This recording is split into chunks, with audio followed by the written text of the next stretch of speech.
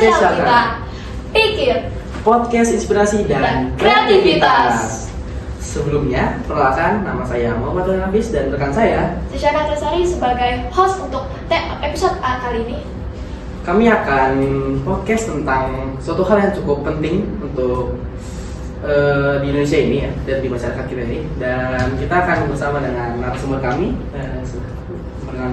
Baik, Assalamualaikum warahmatullahi wabarakatuh. Waalaikumsalam. Ya, perkenalkan nama saya Mursina, saya mengajar di SDN Kebonpala 14. Sebelumnya Ibu, pengalaman menjadi guru ini gimana? Pengalaman saya menjadi guru, saya sejak tahun 2006, waktu itu pertama kali saya mengajar di STN.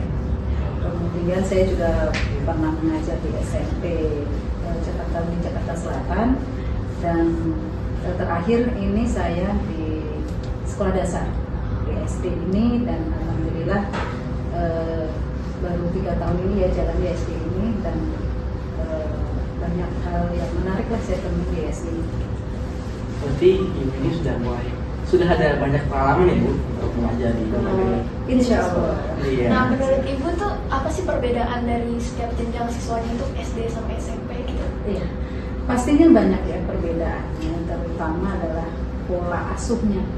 Kalau di dasar di SD itu kan anak-anaknya kan perlu bimbingan, perlu yang benar-benar harus kita bimbing, dan kita juga harus berkomunikasi intensif lah dengan orang tua gitu. Nah, mungkin kalau untuk anak SMP saya merasakan, karena kebetulan anak saya juga ada yang SMP, itu bisa lebih dilepas, jadi tanggung jawabnya itu lebih ada dibandingkan dengan anak-anak SD gitu. Jadi kalau ada anak SD itu harus kita sebagai gurunya atau wali kelasnya itu harus intens berkomunikasi dengan orang tua. Kalau dari sisi pertemanan atau kayak misalkan kayak mereka saling berbincang itu bisa gimana Bu? Kalau untuk dari pertemanan ya, untuk anak SD ini, karena kebetulan saya bertelurnya di anak SD. Kalau anak SD itu terkadang mereka bercanda itu dianggapnya pembulian gitu ya. Jadi tapi juga hal itu juga tidak berlangsung lama. Amarah mereka itu tidak lama, paling nggak nyampe 5 menit juga akan bermain lagi gitu. Contohnya pada hari ini tadi main sepak bola, temennya nendangnya tidak ke gawang, tapi istilahnya melenceng gitu. Dikatain, ya nggak bisa main bola nih, anak laki nggak bisa main bola. Nah itu dia langsung curhatnya, Bu, aku dibully gitu. Padahal itu sebenarnya percandaan gitu. Cuman terkadang itu anak-anak itu belum Gampang sakit hati ya. tapi ya walaupun gampang sakit hati, gampang juga luluhnya gitu. Jadi jadi istilahnya maafannya itu lebih cepat lah dibandingin mungkin anak SMP gitu ataupun anak SMA. Kalau anak SMP pernah ada kejadian gitu nggak Bu? Anak SMP sih, kalau waktu itu saya mengajar di SMP di salah satu di Jakarta Selatan itu, alhamdulillah SMP-nya tidak ada pernah kegiatan yang tawuran atau apa gitu, dan alhamdulillahnya kondusif lah ke anak-anak. Oke. Kita sudah cukup tahu nih. Latar belakang. Ya, terus sekali latar belakang Ibu, pengalaman Ibu di sekolah-sekolah ini. Nah, kita masuk aja nih ke inti pembahasan kita ya. Ya. Iya. Yaitu kita akan membahas suatu hal yang sangat penting di dalam kita, itu Fenomena. Bhinneka Tunggal Ika. Nah, sebelumnya menurut Ibu pribadi ya, Iya. apa sih makna Bhinneka Tunggal Ika itu? Iya, Bhinneka Tunggal Ika ya, sesuai dengan artinya, berbeda-beda tetapi tetap satu. Jadi menurut saya perbedaan itu ada di lingkungan terkecil kita, misalnya dari keluarga, hobi beda-beda antara ayah, ibu, anak beda, itu sudah adanya perbedaan. Nah, meluas lagi ke lingkup pertemanan, seperti saya di sini dengan bapak ibu guru, karyawan, tendik, itu juga ada perbedaan. Perbedaannya skupnya lebih lebar lagi gitu. Nah, kalau di kelas, contohnya di kelas saya saja itu kan perbedaannya banyak dari suku bangsanya. Anak-anak murid saya itu banyak pendatang. Ada yang dari suku Jawa, ada suku Sunda, ada yang dari Batak, ada juga yang dari Papua.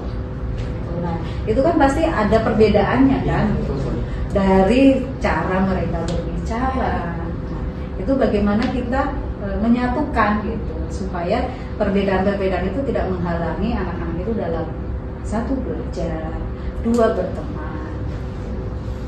Nah, kan tadi Bu sempat bilang dulu ya, kalau Iya. kita itu harus menjaga perbedaan itu dan Iya. menjaga persatuan. Iya. Kira-kira menurut Ibu sendiri, kenapa keberagaman itu harus dijaga? Iya, keberagaman itu harus kita jaga karena adalah salah satu kekayaan Indonesia yang memperkuat persatuan.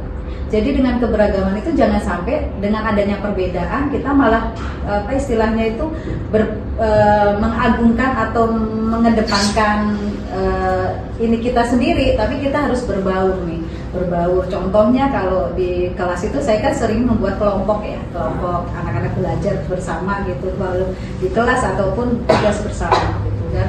Nah di situ saya menanamkan ke anak-anak bahwa perbedaan itu jangan menghalangi mereka untuk tetap memupuk persatuannya, saling toleransi, karena itu adalah kekayaan yang ada di kelas ini, saya bilang gitu kan. Dengan adanya perbedaan-perbedaan kita bisa belajar. Salah satunya adalah contoh budaya. Pernah itu waktu itu saya bertanya ke anak-anak itu tentang makanan gitu kan, istilahnya dari mereka aja udah berbagai macam makanan gitu kan, pasti kan rasanya juga beda-beda. Nah itu adalah kekayaan yang harus kita jaga dan kita rawat. Nah, Ibu kan tadi udah bilang kalau keberagaman ini merupakan kekayaan harus kita jaga. Tapi kan seiring dengan berkembangnya zaman itu pasti banyak lonjakan-lonjakan dari luar negeri gitu kan. Iya. Nah, menurut Ibu apa sih tantangan dalam melaksanakan kebinekaan tunggal ika ini? Iya, tantangannya ya untuk sekarang ini karena satu istilahnya itu media sosial. Nah, media sosial itu kalau kita tidak istilahnya tidak menyaring ya. Iya. Dari luar itu kan gempurannya banyak ya, dan itu harus satu diperkuat dari keluarga dulu. Kalau keluarganya pondasinya kuat, insya Allah juga nanti mereka berteman dengan siapapun atau bermain media sosial pun juga akan istilahnya itu bisa menjaga dirinya. Dan yang kedua adalah meningkatkan literasi, karena kan hoax nih, banyak serbuan hoax yang istilahnya memecah persatuan bangsa kan. Nah, terkadang anak kelas 4 aja juga kadang nanya, Bu, benar gak sih berita ini? Gitu. Jadi kita ya sudah mulai kritis anak-anak sekarang tuh dengan adanya itu perkembangan teknologi dan media sosial yang istilahnya bisa diakses lah melalui handphone atau gadget mereka. Jadi yang pertama itu adalah fondasi dari keluarga dan dari guru-gurunya juga harus tetap memberikan fondasi yang kuat ke anak-anak supaya anak-anak itu mengedepankan literasi. Berarti Ibu sejak dini tuh Ibu udah menanamkan literasi ke mereka ya? Iya. Dari SD. Iya, betul, karena kan alhamdulillah waktu pertama di sini itu memang literasinya agak kurang, dan kemarin sudah beberapa tahun ini hasil ANBK pun dan anak-anak pun juga meningkat hasil literasinya. Jadi literasi itu adalah hal yang fondasi utama lah untuk supaya anak itu tidak termakan oleh berita-berita yang tidak benar ataupun hoax yang beredar di lingkungan istilahnya itu media sosial mereka kan. Kita juga agak susah juga ya mengontrolnya gitu. Terus dari game juga.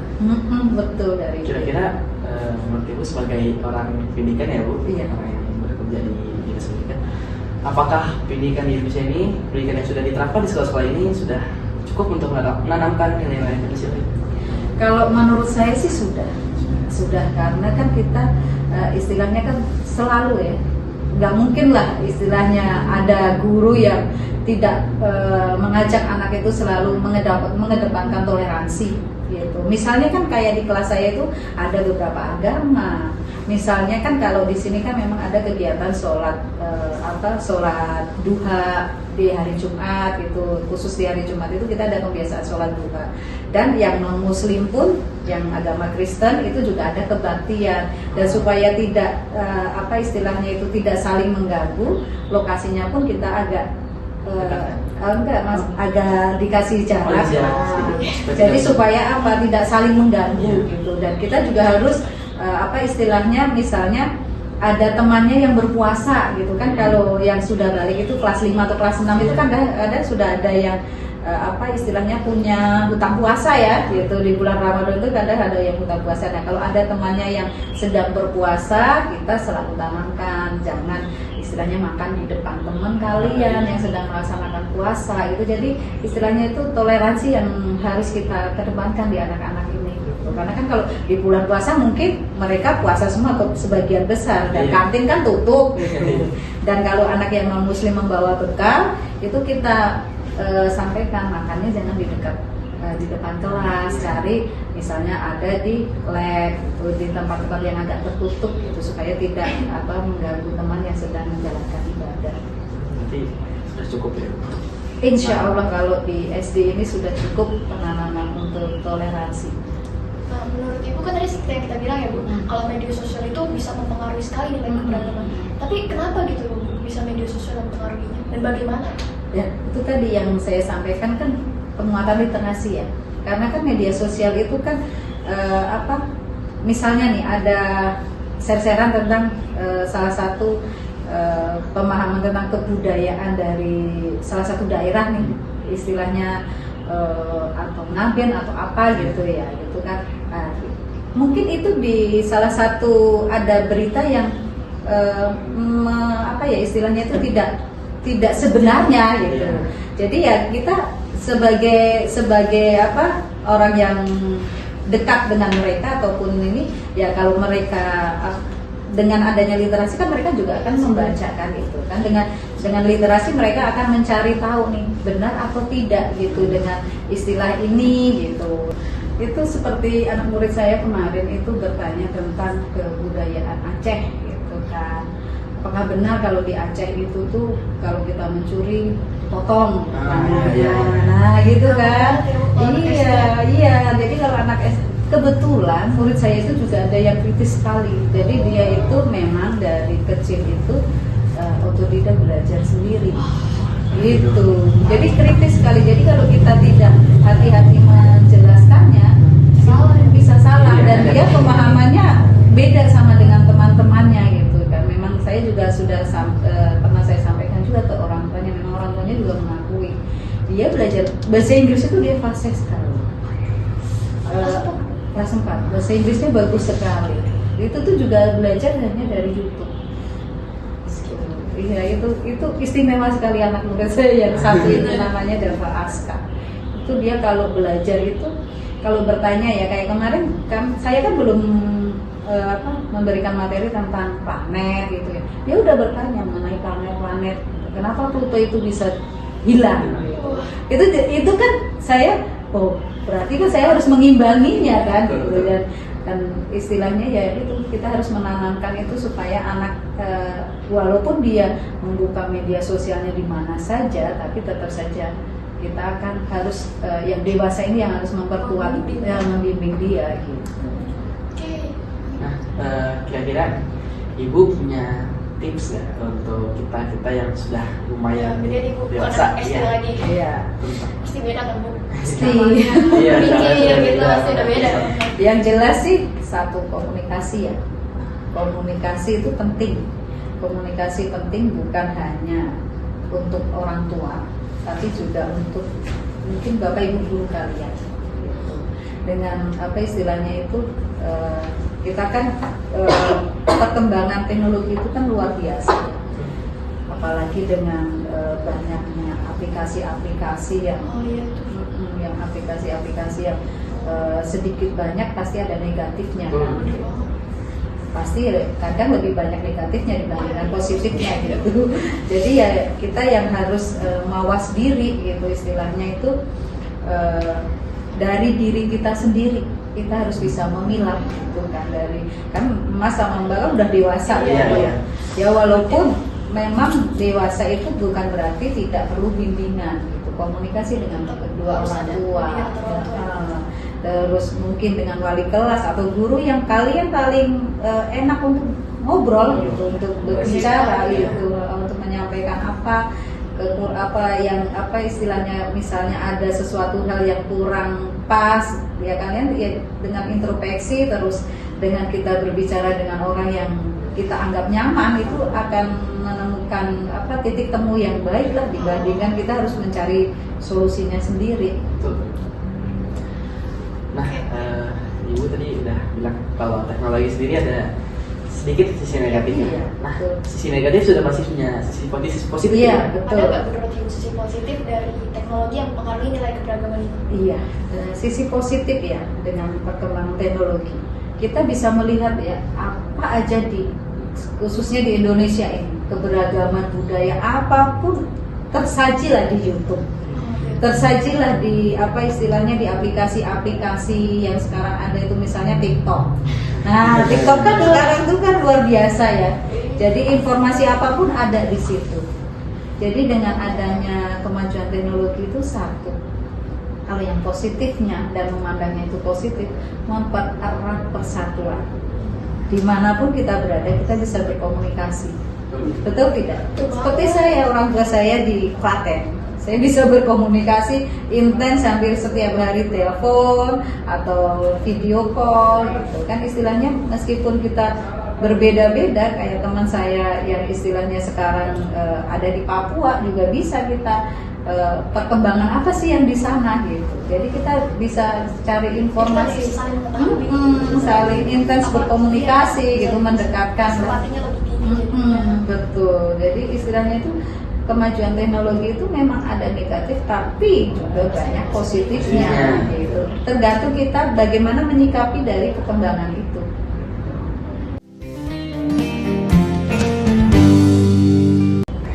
Nah, Ibu sebelum masuk dari pertanyaan teman kita. Iya. Kita mau nanyain satu hal nih. Tadi kan kita udah bahas di keberagaman, di masyarakat, perbedaannya. Nah, menurut Ibu tuh nilai-nilai yang selama kebinekaan ketunggal yang selama Ibu ini alami itu apa aja sih, Bu? Selama hidup saya? Iya.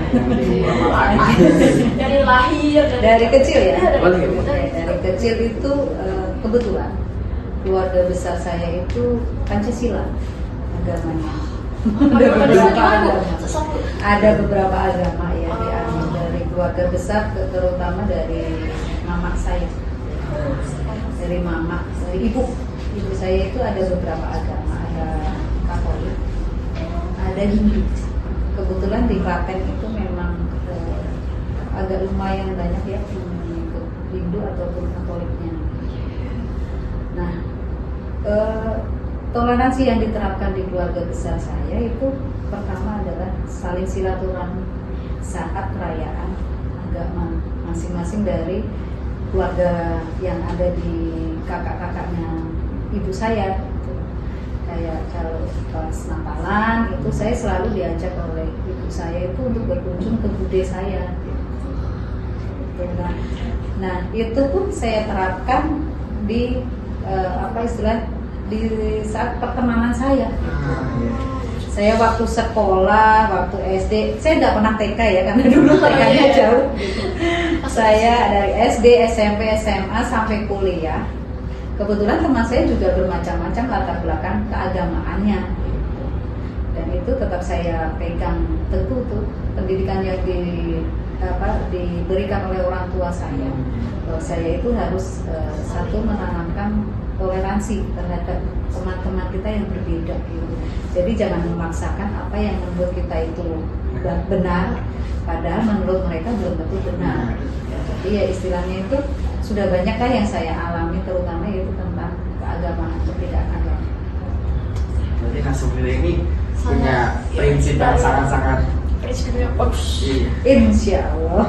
Oke Bu, ini ada pertanyaan dari rekan kita. Ya, aku udah bicara. Jadi, kenapa ya zaman sekarang itu banyak yang melupakan Bhinneka Tunggal Ika? Berat juga ya. Sekarang Bu. Iya, betul. Udah bodo amat sama Nah, Pancasila. Iya. Karena ya salah satunya itu tadi dari sumber istilahnya hal negatif dari teknologi, perkembangan teknologi. Kebetulan ya ini terjadi juga di lingkungan istilahnya anak-anak muda juga. Salah satunya adalah kalau mereka sudah asik dengan gadgetnya, mereka jadi lupa bersosialisasi dengan lingkungannya. Terkadang saja, apalagi kalau pas istilahnya itu di lingkungan tersebut tidak ada karang taruna ya. Kalau tidak ada karang taruna, tidak ada pembinaan dari orang-orang yang sudah dewasa atau pejabat RT RW-nya, itu susah sekali. Jadi anak itu sudah apa ya? Karena mereka asik dengan gadgetnya, jadi mereka tidak bersosialisasi dengan teman-teman di lingkungan minimal RT-nya gitu kan. Nah itu mereka akan terkikis tuh rasa kebineka tunggal ikaannya gitu. Istilahnya mereka akhirnya kan mengedepankan individualisme gitu. Nah itu kan yang harus kita sadari dan harus kita cegah sejak istilah dari sejak dini atau dari lingkungan keluarga kita sendiri. Jadi ya salah satu adalah akibat dari adanya perkembangan teknologi yang negatif ya. Banyak yang positif tapi negatif itu kalau kita tidak segera kita cegah ya bahayanya yaitu tadi individualisme, anak-anak akan istilahnya itu ya mementingkan dirinya sendiri gitu, tidak akan berbaur dengan yang lainnya. Jawaban yang sangat luar biasa. Saya sangat kali dengan Bu Mursina. Kata-kata hari ini Bu. Kata-kata hari ini, pertahankan kebinekaan yang ada di Indonesia. Oke Pak. Dan sekali yang baik. Terima kasih Bu Mursina. Ya, sekian dari kami podcast Speaking, inspirasi dan kreativitas. Terima kasih.